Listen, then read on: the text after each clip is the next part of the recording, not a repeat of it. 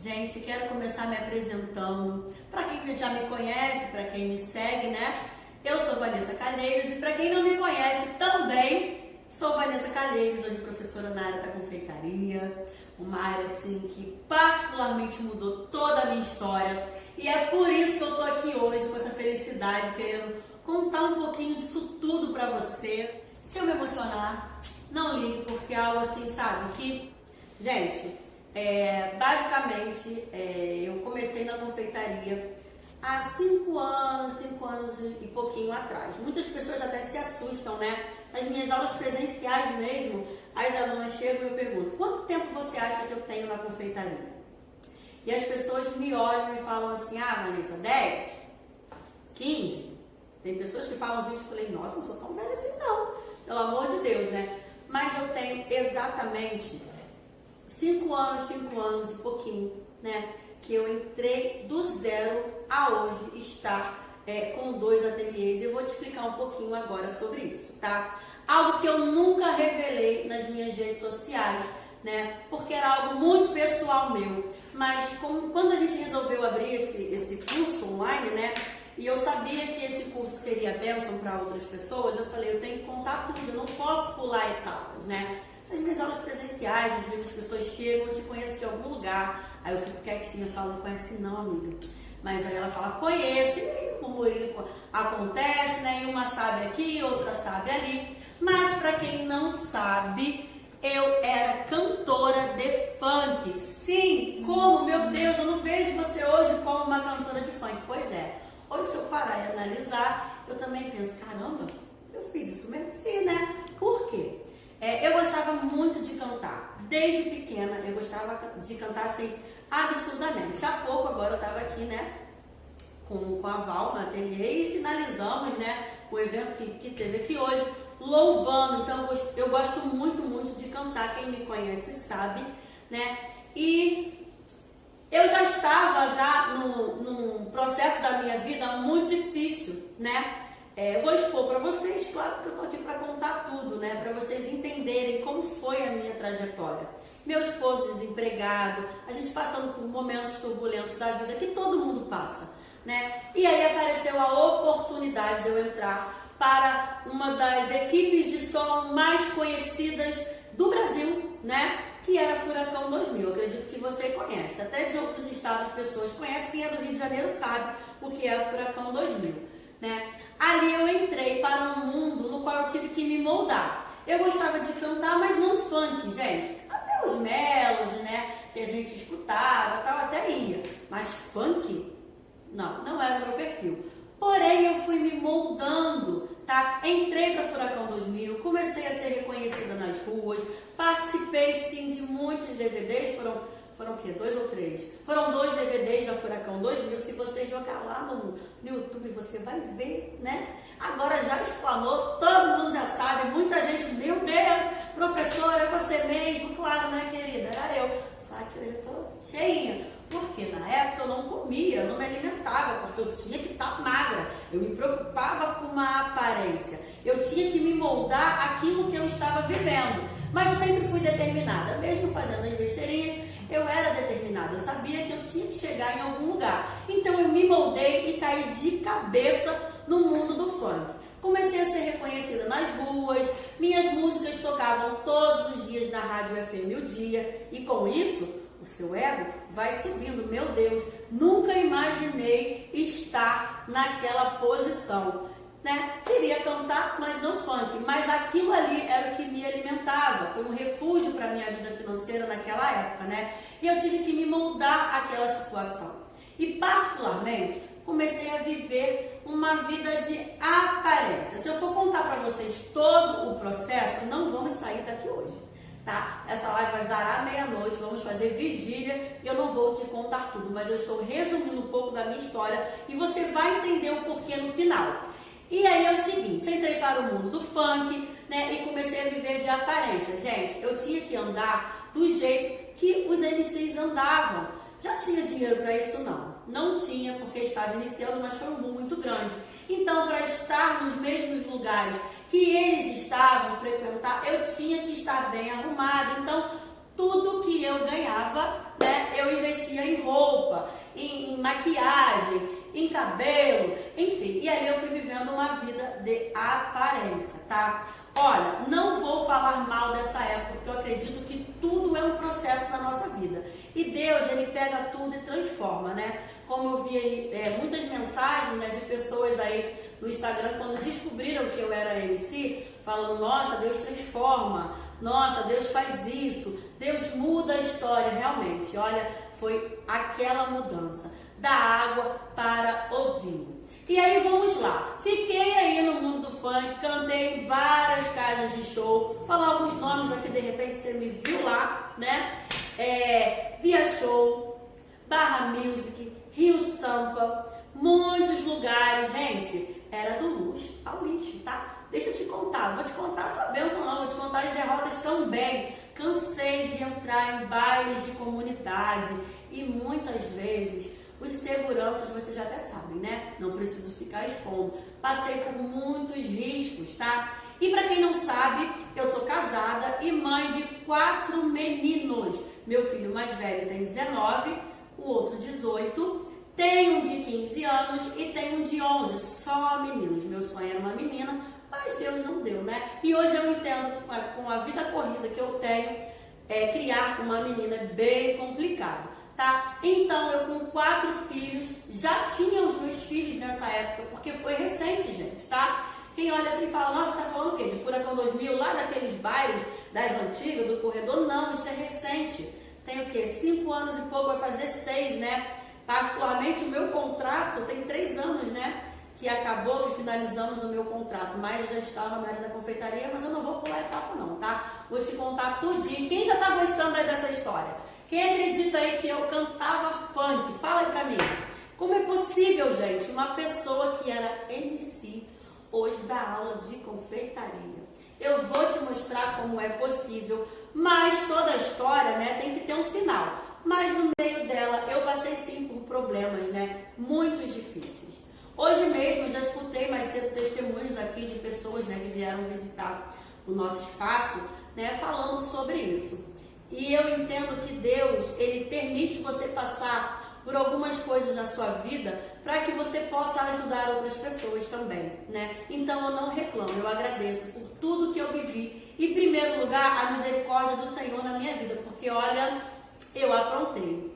Aprontei porque eu tinha tudo para ir fazer um baile à noite e não voltar, né? Foram noites de eu estar assim, no Barra Music, e quando eu dava por mim, eu já estava na comunidade. Eu vou dar um bairro, vocês não conhecem aí de outros estados, né? Mas um bairro próximo que era periferia, né? Aqui do Rio de Janeiro, dentro da favela de Acari.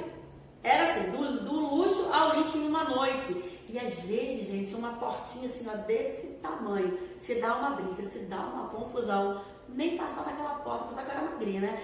Mas para passar naquela porta ali, só a graça. Imagina, todo mundo correndo para passar por um buraco só, se desse algum problema. Então a graça do Senhor me alcançou. E Deus cuidou de mim, mesmo sem merecer naquele tempo, né? Mas logo veio o dia mau. Por quê? Como eu falei para vocês, eu tinha uma vida sim de aparência, porque por trás das câmeras ninguém imaginava, né, que a MC Lore, que foi um nome no qual a Furacão 2000, né, escolheu junto ao público deles, né, para mim, tinha uma vida conturbada. Por quê, Vanessa? Se você ganhava bem, se você tinha uma vida ali basicamente realizada, né, porque era algo que você gostava de fazer, que era cantar, por que você saiu? Porque automaticamente com a correria dessa vida, basicamente eu não tinha tempo nem para os meus filhos. Meus filhos ficavam com a minha sogra. O meu marido, ele é técnico de som, de áudio. Quando eu conheci ele, ele também era do ramo da música, né? Então uniu muito agradável. Eu ficava ausente e ele também. Então saía os dois à noite para fazer baile e os meus filhos começaram a ficar com a minha sogra. E com isso eu fui meio que adoecendo, sabe? E fui dando algumas crises, por exemplo, de ansiedade, né? E, gente, eu posso falar para vocês que foi um dos momentos mais difíceis da minha vida. Não tem como falar disso e não se emocionar, porque, assim, foi algo que, sabe, aquilo, né? A gente olha e fala, meu Deus, tudo que eu passei hoje, né? E a gente vê que Deus, ele é tremendo, sabe? Ele realmente cuida da gente, porque eu cheguei em um momento muito difícil, muito mesmo, que ninguém sabe, né? Que eu nunca expus nas minhas redes sociais, né? Nunca quis, na verdade, expor isso, eu achava que não tinha necessidade, né?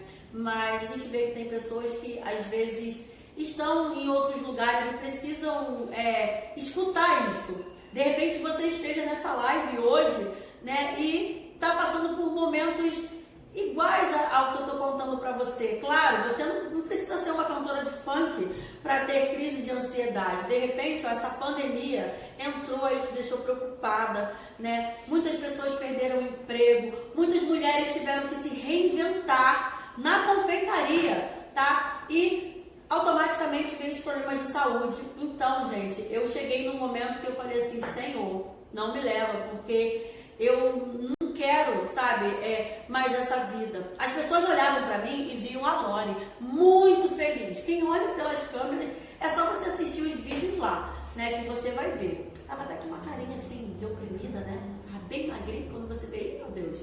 Né? Mas as pessoas começam a olhar você com uma visão diferente da sua realidade, que era a minha vida. Eu era reconhecida, andava nas ruas, as pessoas pediam para tirar foto, né? Mas por dentro eu estava esmagada. Por quê? Via, né, os meus filhos sozinhos na correria e às vezes sem tempo para eles, vendo eles crescerem, né? Sem a presença do pai, da mãe, muitas coisas, gente. Se eu for falar para vocês aqui, eu vou ficar falando até amanhã.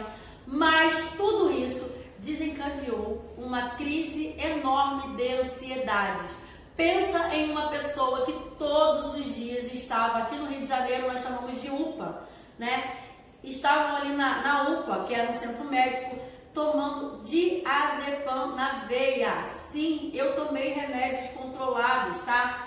E olha, foi um dos piores momentos da minha vida, no qual eu me vi sem a presença de Deus. E eu falei, meu Deus, não dá, eu não quero mais viver assim. Só o meu marido sabe o que ele passou comigo à noite. Todas as noites, né, eu não conseguia dormir.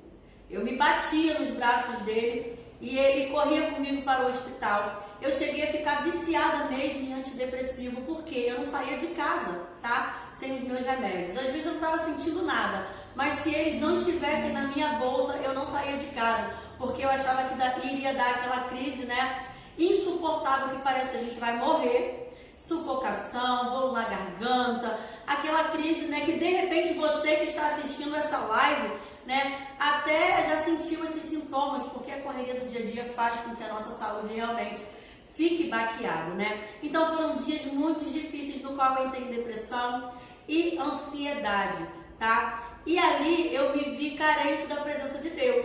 Eu olhei para trás e eu falei, nossa, quando meu marido estava desempregado,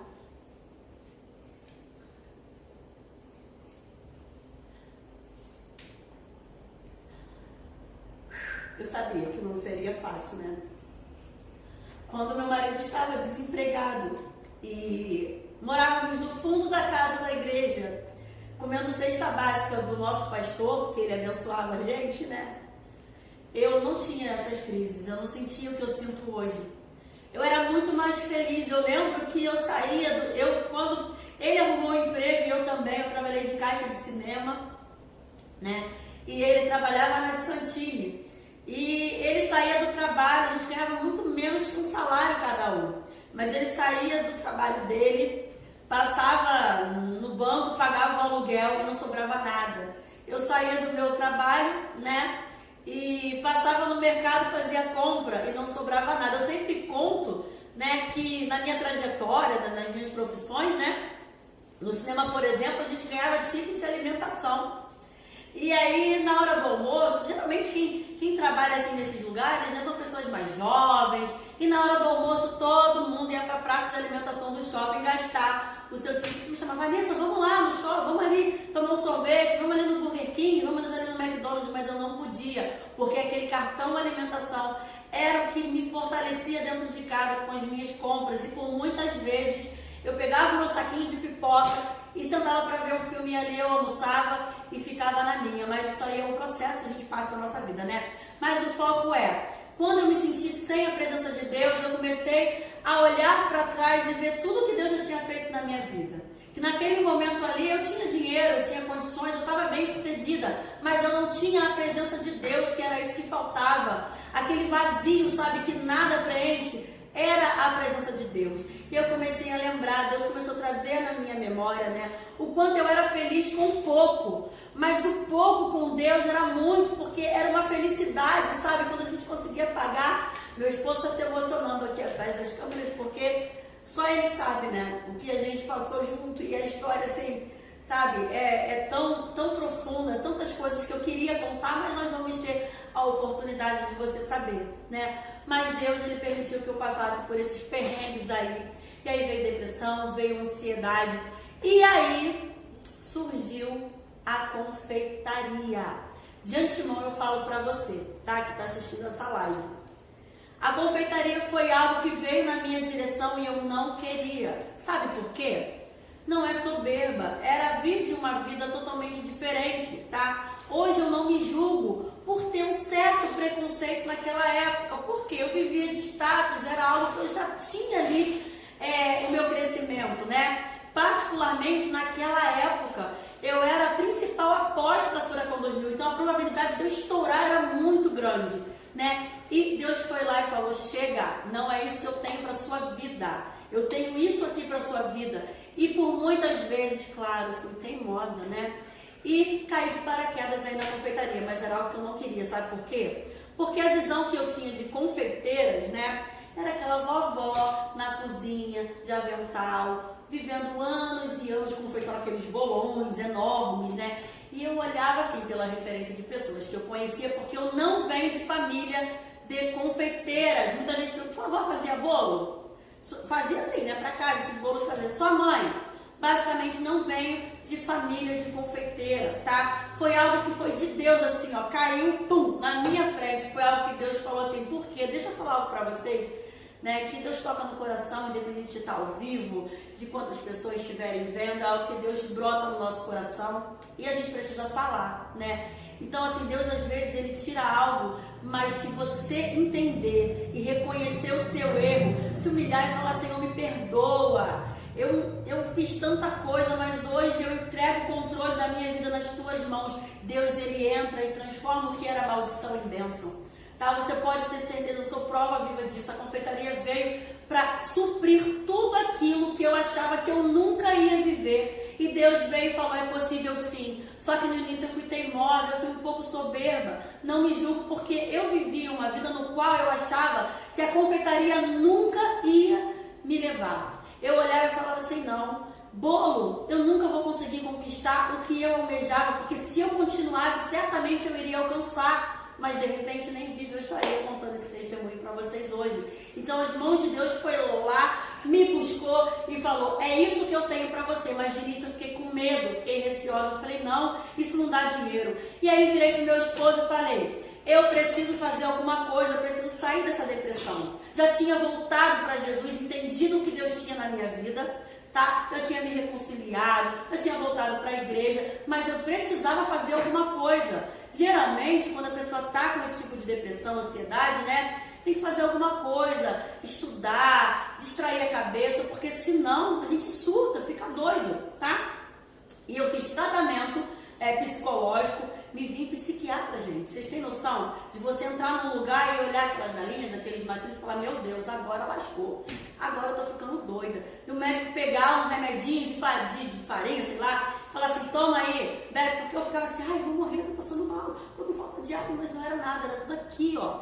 Então eu fiz tratamento com médicos, né, que a gente precisa sim se tratar, mas o meu tratamento também foi espiritual, no qual onde eu vi Deus entrando e mudando, né?